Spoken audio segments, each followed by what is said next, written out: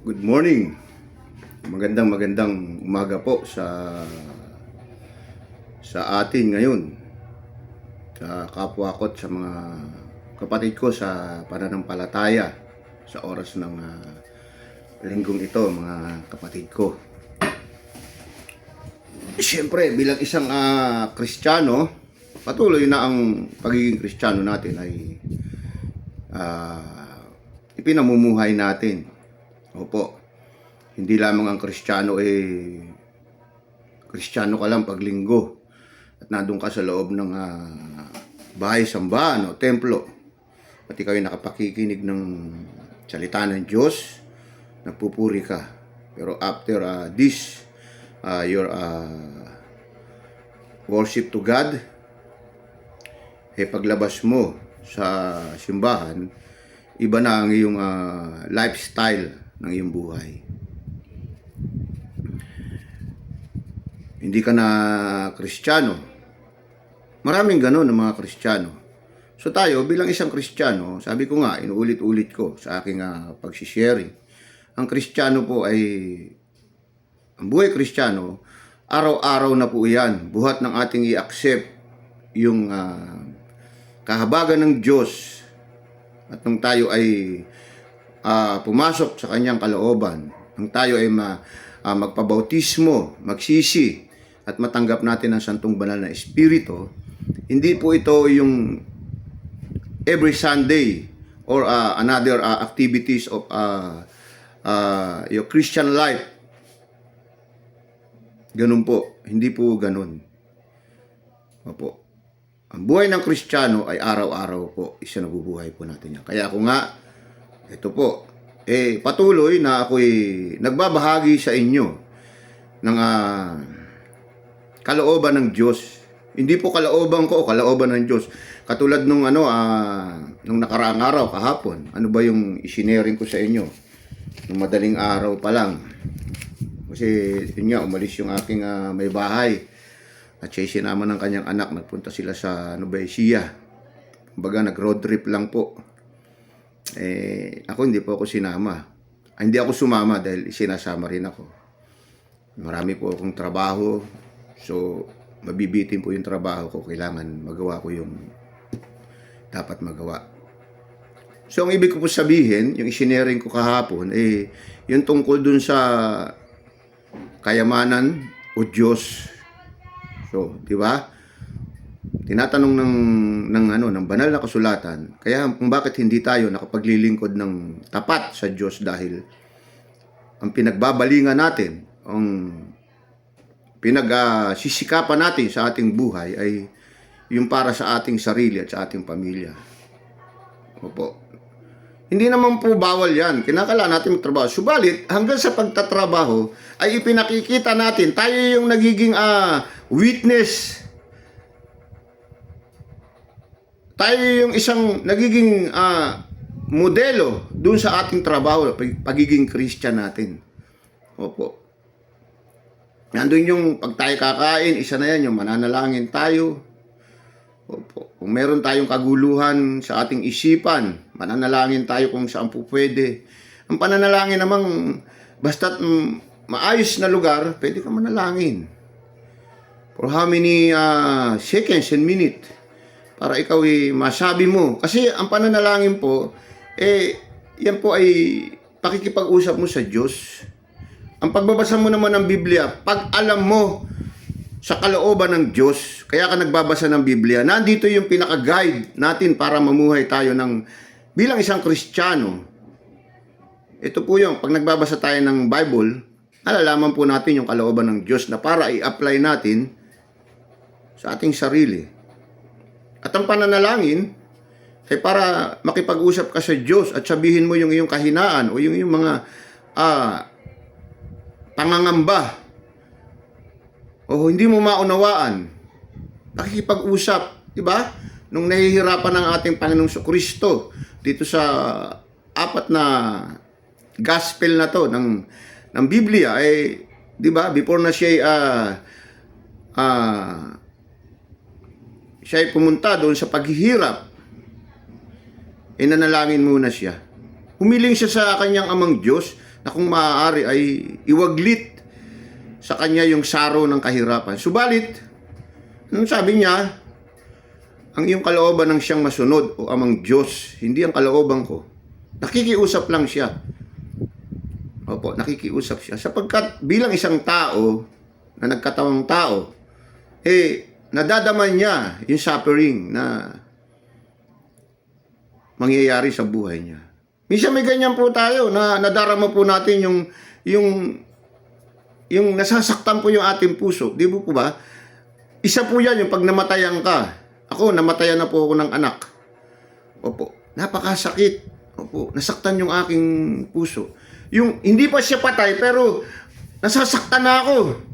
Nagkakaroon na ako ng para bang nawawala na ako ng pag-asa. Hopeless na ako. Lord, hopeless na ako. Lord, kung maaari, nadarama mo na eh. Opo, kasi meron tayong meron tayong kaluluwa at santong banal na espiritu na siyang nakakadama. Hallelujah. Ganun po. Kaya, ganun din ating Panginoong Kristo. Nadadama niya na hindi pa man nangyayari. Siyempre, iniisip natin Panginoong Kristo, natural, pahihirapan siya ng mga Roman soldiers, ng mga kawal ng Romanian. Kasi siya inihabla nitong mga parase at mga sordote sa harapan ng pamumuno ni Pilato. Opo. Alam niya mangyayari sa kanya kasi alam niya yung kaparusahan ng ganun. Opo, ipapako siya sa krus. Bago siya ipako sa krus, pahihirapan muna siya. Talagang kung masasabi natin to, physical torture. Hindi lamang physical torture, physical ano tawag dito? Basta ganun po. Physical torture ang mangyayari sa kanya. Kaya nga humihiling siya sa kanyang amang Diyos na kung maaari iwaglit. Nakikiusap siya. Nagdurugo ang kanyang puso. Kung i-illustrate mo, nagdurugo. Talagang, pag sinabing nagdurugo, nahihirapan. Imagine na makita mo na ang puso mo'y nagdurugo. Di ba? Hallelujah. So ngayon, yun ang tunay na buhay ng Kristiyano. Opo, ganun po. Nakakaramdam po tayo ng kahirapan. Pagiging Kristiyano natin. Hindi po ang isang pagiging Kristiyano ay hayahay. Akala nyo ba, sabi nga ng pastor ko nung araw, nung ako'y nagba-Bible schooling, hindi ang pagiging Kristiyano ay para kang nakasakay sa ulap at ihiheli ka para ikaw ay maging hayahay. Hindi po. Napakadami po ng suffering. Buti ngayon, iba na yung mga suffering na inaabot ng mga Christians. Hindi na po katulad nung kapanahunan ng ating Panginoong Kristo. Yung time na yun, talagang physical na nagsasuffer sila. So ngayon, mental suffering lang tayo ngayon. Yung ating pag-iisip ay minsan iba na po ang strategy ni Lucifer. Dinadaan na po tayo ngayon sa mga nabasa kasi ni Lucifer na yung ating mind at yung ating puso ay mahina sa mga buhay sanlibutan. Hallelujah. So ngayon, ang aking i-share sa inyo itong ang turo tungkol sa paglilimos. Teaching about charity. Opo. How to charity the poor. O sa mga tao na nangangailangan. Opo. So, ito po ang sabi rito. Make certain you do not perform your religious duties in public. See, the people will see what what you do. If you do these things publicly, will not have a reward from your Father in heaven. Opo. Verse 2, so when you give something to a needy person, do not make a big show of it. Is the hypocrite do in the houses of our worships and all streets. They do it so that people will praise them. I assure you, they have already been paid in full. But when you help a needy person, do it a such a way that even your closest friends will not know about it. Then it will be a private matter, and your Father who sees what you do in a private will reward you. Opo, sinasabi, pag-ingatan nyo na huwag maging pakitang tao lamang. Make a certain do you not be a person, you're religious. Ang paggawa nyo ng kabutihan. Ito po yung pagbibigay natin. So yung pagbibigay kasi natin, tinatawag ito sa Biblia na paglilimos. Opo. Tayo'y naglilimos. So hindi po ang mga pulubi lamang ang nililimusan. Yung mga nangangailangan, nililimusan po natin. So ano po ba ibig sabihin ng binibigyan po natin, nililimusan natin? Ang ibig sabihin po ng nililimos, nahahabag po tayo. Opo, nahahabag tayo. Yung ibibigay natin, ito yung hindi na natin, talagang ibibigay natin to na galing sa puso to. Na wala kayong matatamong gantimpala buhat sa inyo. Ito pala, kapag ganyan ang ginagawa ninyo, wala kayong matatamo na gantimpala buhat sa inyong amang nasa langit. Kaya nga kapag naglilimos ka, huwag mong ipagkaingay ito, katulad ng ginagawa ng mga magpaimbabaw doon sa sinagoga. Sa mga lansangan na tao, sinasabi ko sa inyo, tinanggap na nila kanilang gantimpala. Ngunit kung naglilimos ka, huwag mong ipaalam ito kahit sa iyong pinakamatalik na kaibigan upang malihim ang iyong paglilimos. So, yan po yung rules ng pagbibigay po. Kasi nakita ng ating Panginoong Kristo, itong mga saserdote at mga sasadyo, o itong mga paraseyo, pag naglilimos sila, so ina-announce nila sa mga sinagoga. Ano ba itong mga sinagoga? Ito po yung mga parang plaza po na maraming tao na dyan nagtitipon-tipon. So ngayon, ganyan rin po yan. Bagamat wala po sa sinagoga, ito po minsan sa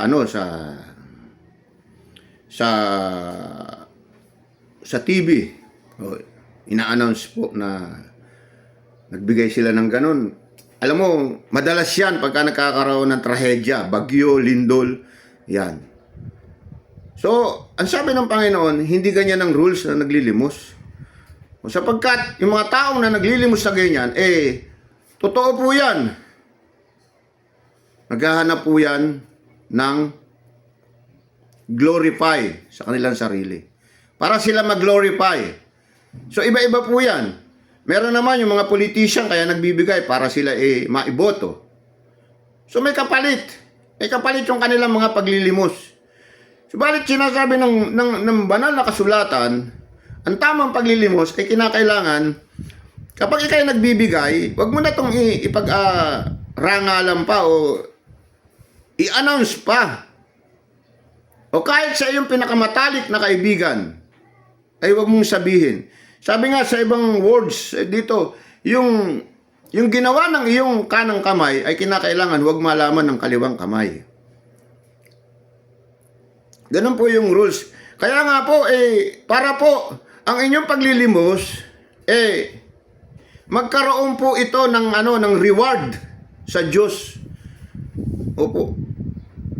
Sabi nga doon sa ibang verse dito, ang ginagawa nyo, kapag tama ang ginagawa nyo, nag-iipon kayo ng kayamanan sa langit. Yun po yun. Hindi yung kinukuha na kagad natin yung reward. Yung gusto natin mag-glorify tayo sa mga tao. Kaya ina-announce na natin ito. Ako yung magbibigay ng ganon. Ganyan po yung ibang attitude ng mga hindi nakakaalam ng paano ang rules ng lalong-lalo na tayo mga Christians. Tandaan nyo, meron pa rin mga Christians na ganyan. Opo. Nagpapakain pero tinitelevise nila. Oh. Opo, di ba? Ginagawa nila ng ano yan, ng katuwiran niya sa harapan ng maraming tao. Pero sa harapan ng Diyos, hindi kayo pakikinggan ng pangangatuwiran niyo. Oh, may mga churches na ganyan, magpapapiding yan. Pipila dyan. Nakatutok yung camera. So, ano ibig sabihin nun? Hindi po yan ang kalooban ng Diyos ng ating pagtulong sa tao. Kasi, inuuna na natin mag-glorify tayo. Tayo ay mapuri ng kapwa natin. O, napakabait niyan. O, sabi ko nga sa inyo, ulit-ulitin ko, hindi tayo naglilingkod sa tao. Tayo ay naglilingkod sa Diyos para malaman nyo. Para maisaayos ang pagiging buhay Kristiyano nyo. Marami pong nagkakamali. Opo. Marami nagkakamali sa mga ganitong pamumuhay.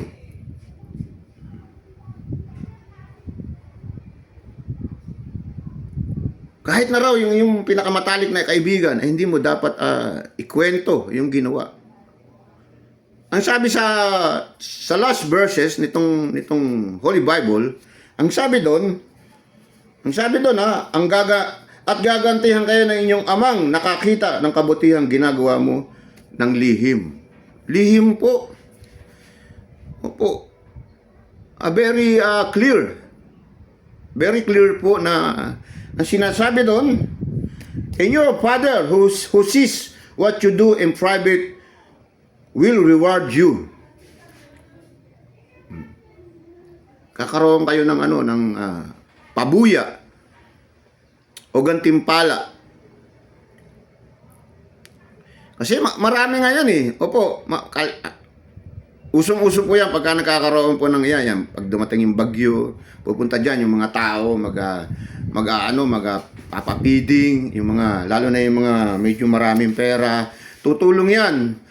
Sige, kunan mo ako. Kunan mo ako. Opo.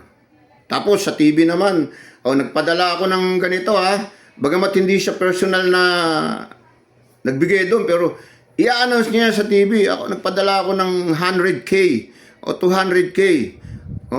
May naalala ako noon, may nagpadala nga raw ng 500,000. Hindi ko alam kung sinong artista yon. Mali po, it's wrong. Napakamali po ng ginagawa niyo.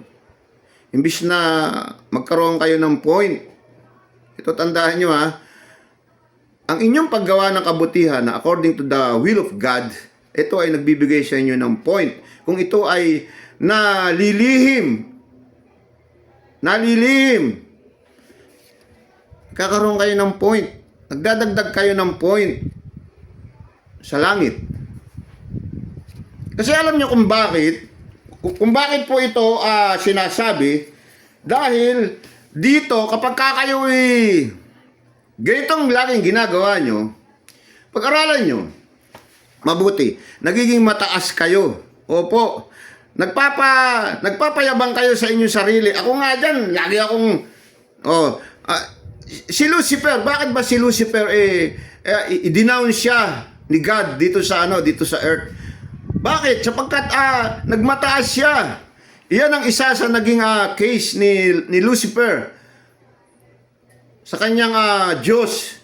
Bagamat siya yung isa sa pinaka paborito.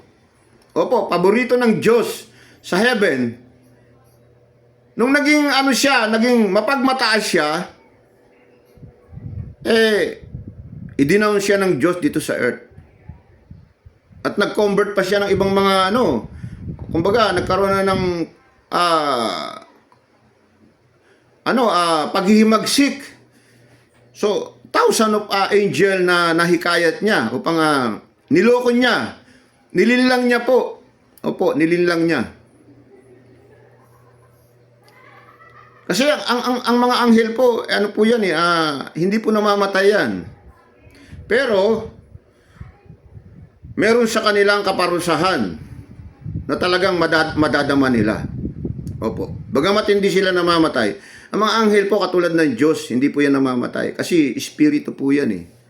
Espiritu po yan. Pero meron sa kanilang magpapasakit yung impyerno na nakalaan na para rin sa atin kung sakaling hindi tayo susunod.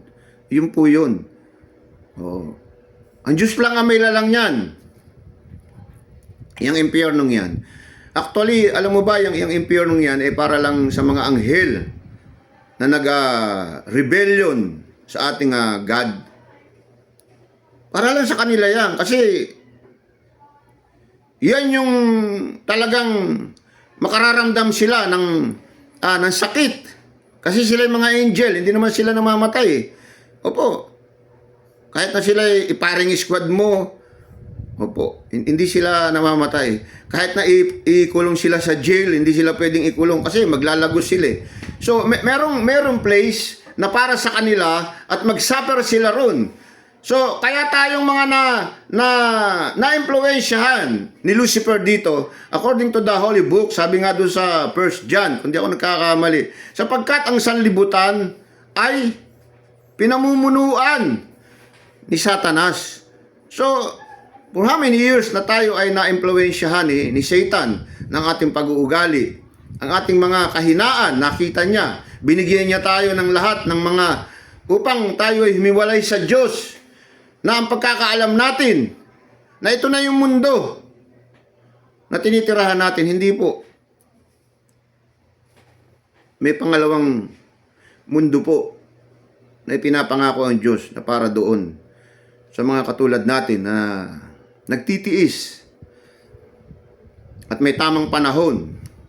May bilang po ang Bible. After 1,000 years, opo, ikukulong na si Lucifer. At tayo, kukunin na rito yung mga nagtiis sa kanya. So ito nga yung sinasabi, kasi kasama to sa pamumuhay natin. Kasi kung hindi natin to i-apply, useless po yung pagiging Christian natin. So, magkakaroon po tayo ng pride. Wrong pride. Maling pag-uugali o wrong attitude. Magkakaroon po tayo ng ganyan. Kanya nga, tinuturoan tayo ng Diyos na kapag ikay naglilimos, anumang klase yan, anumang klase na paglilimos yan, kay maliit, kay malaki, kinakailangan ito'y malihim. Opo, hindi po natin to. O ikaw binigyan kita O yan, ikukwento mo ngayon sa kaibigan mo, lagi ko naman tinutulungan yan Ganon. Ganon minsan ang tao Ito turo ko sa mga Christians sa hindi pang marunong maglimos. Opo. Sa hindi pa marunong maglimos.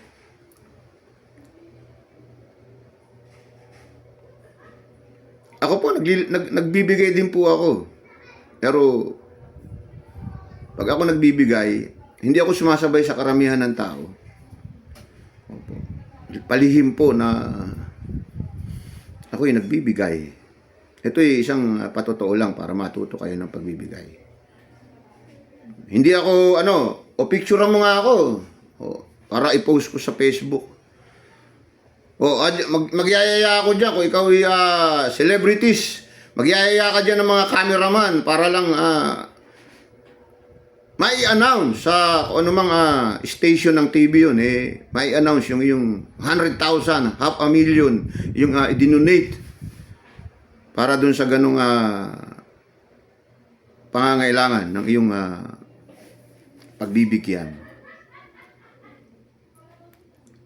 Napaka-importante po nito na may apply natin sa ating buhay. Kasi kung hindi natin to may apply as a Christians, useless yung pagiging Christians mo. Opo, useless po.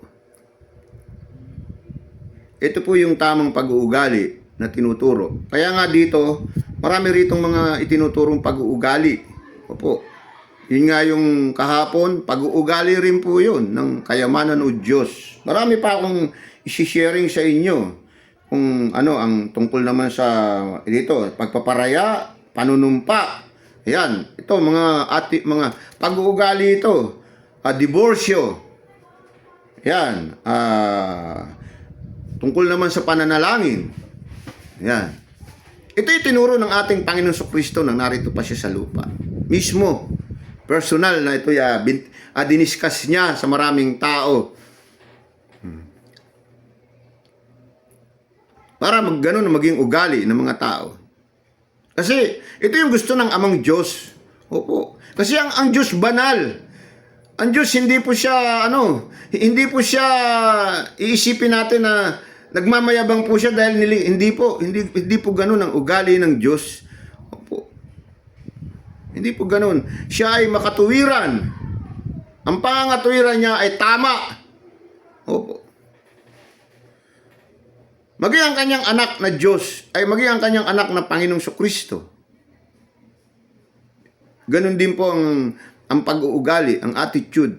Hindi po, kaya nga, pwede naman niyang hindi gawin yung mga bagay na pero nanalangin muna siya at hindi niya sinuway yung nakalaan na para sa kanya. Hindi niya sinuway, hindi niya tinakasan. Actually, makapangyarihan siya. Noong time na bumaba siya rito sa lupa, as a spirit, tapos nagpunta siya sa katawan ni Jesus, na ipinanganak nga ni Maria, pwede siyang gumawa ng mga kababalagaan doon. Opo. Pwede niyang gawing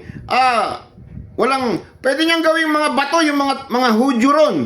Pero hindi niya ginawa kasi yun ang tama. Yun ang katuwiran na kinakailangan na mangyari. Yun ang tugon ng Amang Diyos na banal. Opo. Diba, ang dami niyang ginawang miracles noong time na yun. Bumuhay siya ng patay. Nagpakain siya ng thousands of people. Opo, naglakad siya sa tubig. Kung ano-ano ang ginawa niyang kababalaghaan. So para wag lang matupad yung ang suffering niya, po pwede niyang gawin mga bato. Opo, pwede niyang gawin bato. O pwede niyang iwaglit sa isipan ng mga tao kung ano ang dapat na gagawin sa kanya. Pero hindi niya po ginawa yun. Sapagkat ang inuna niya po ay ang pagsunod sa kanyang Amang Diyos na nanararapat na mangyari iyon sa buhay niya. Naintindihan niyo po yung aking sinisharing sa inyo. So, magkaroon po tayo ng kaisipan at puso na yung tunay na charity ay ito pong sinasabi rito sa Bible na kapag tayo ay nagcha-charity sa ating kapwa, hindi ito kinakailangan ipagrangalan natin.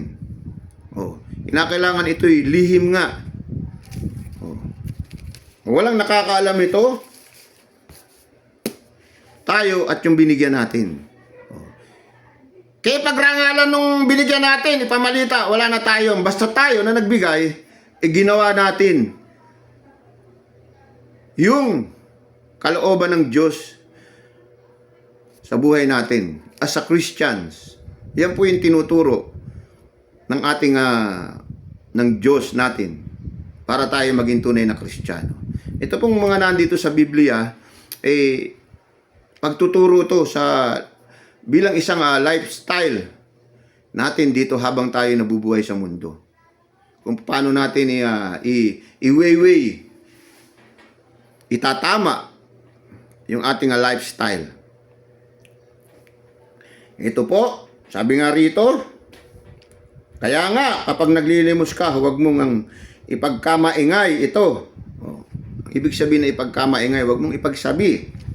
Katulad ng ginagawa ng mga magpapaimbabaw doon sa sinagoga at sa mga lansangan. Ginagawa nila ito upang purihin sila ng tao. Sabi ko siya, para i-glorify sila, purihin. Sinasabi ko sa inyo, tinanggap na nila ang kanilang gantimpala. Ngunit ang naglilimos ka, huwag mo nang ipaalam ito kahit siya yung pinakamatalik na kaibigan upang malihim ang iyong paglilimos at gagantihan ka ng iyong amang nakakakita ng kabutihang ginagawa mo ng lihim. Opo. Maraming salamat po Sana po makatulong ito bilang isang pag-a-apply sa atin bilang isang Kristiyano, ang tamang pagbibigay. Opo.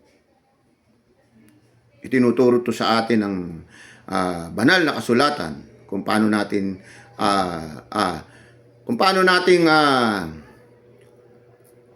itatama yung mga mali natin na kagawian nung hindi pa tayo Kristiyano. Maraming salamat po sa inyo. Ito po si Kuya Dolpo na patuloy po na ako'y sharing sa inyo ng kalooban ng Diyos. So ngayon, ang dalangin ko sa inyo, kayo pagpalain ng Diyos at ingatan ng inyong buhay, ang inyong pamilya. Kung nais nyo po ng Bible study, kayo po ay mag-message sa akin, mag-chat o tumawag. Kung nais po ng isang church na magkaroon ng bilang isang guest speaker, ako po ay tumatanggap. Wala po akong pera na tinatanggap, hindi po ako tumatanggap ng pera. Kung paano, sabi nga sa Biblia, sabi nga ng Panginoong Kristo, kung paano ipinagkaloob ko sa inyo ng libre, gayon din naman, ipagkaloob nyo na walang bayad. Opo, tubig lamang po na kahit basta mineral po mineral na tubig at na medyo may konting lamig. Opo, ganun lang po. Opo, kung meron po kayong may sakit sa inyo, i-message nyo sa akin at mananalangin tayo sa ating Panginoon Kristo. May pangako siya na lahat na lumalapit sa Kanya ay tutugunan niya ang mga dalangin na dinadaing sa Kanya. Maraming salamat po. Si Kuya Dolpo, ang lingkod ng Diyos bilang isang Kristiyano.